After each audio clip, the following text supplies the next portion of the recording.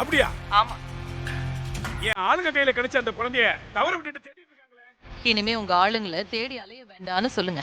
ஆமா, குழந்தை இப்ப எங்க இருக்கு? எனக்கும் தெரியல.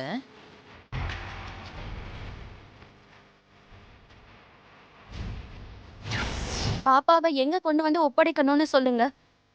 என்ன பாப்பாவை கொலை பண்றதுக்கு நிறைய பேர் ட்ரை பண்றாங்க. ஹோட்டல் ஸ்ருதி, பாப்பாவை அங்க கூட்டிட்டு வந்துருங்க. நானும் வந்துடுறேன். சரிங்க, நான் பாப்பாவை கூட்டிட்டு வந்துடுறேன். நானும் சங்கர பாண்டியும் இப்போ ரெஸ்டாரண்ட்டுக்கு தான் போயிட்டே இருக்கோம். நீங்க உங்க ஆளுங்களை ரெஸ்டாரண்ட்டுக்கு வர சொல்லுங்க. குழந்தைய உங்க ஆளுங்க கிட்ட நான் ஒப்படைக்கிறேன். குழந்தைய வச்சு சூர்யாவை வர வச்சு அவனோட உயிரை நாம எடுத்துருவோம். ஓகே ஓகே, என் ஆட்களை உடனே ஹோட்டலுக்கு அனுப்பி வைக்கிறேன். ஓகே. Super sister super. அந்த ரிப்போர்ட்டரை ஏமாத்தி உங்க போன் நம்பரை மாத்தி கொடுத்ததுனால தானே இதெல்லாம் நடக்குது.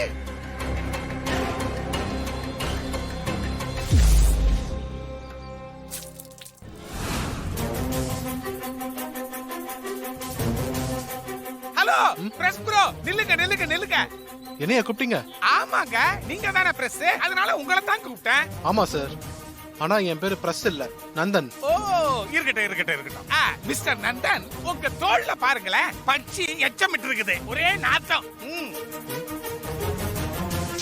ஆமா, அத சொல்லத்தான் ப்ரோ உங்களை கூப்பிட்டேன். அங்க பைப் இருக்குது, போய் வாஷ் பண்ணிட்டு வாங்க. போங்க, பேக்க கொடுங்க. கொடுங்க. Thank you sir. டக்குன்னு போங்க. மெல்லமா நல்லா நல்லா வாஷ் பண்ணிட்டு வாங்க.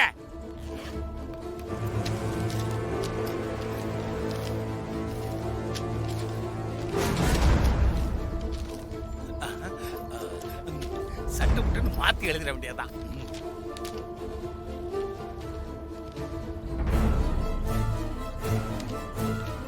அப்பாடா, வேலை முடிஞ்சிச்சு.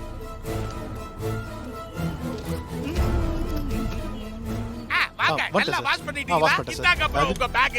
ரொம்ப தேங்க்ஸ் சார். பாத்து போணும் ப்ரோ, இப்படி தான் பச்சி எல்லாம் எச்சமிடும். நீங்க 4 இடத்துக்கு போறவங்க பாத்து போணும் ப்ரோ. போங்க.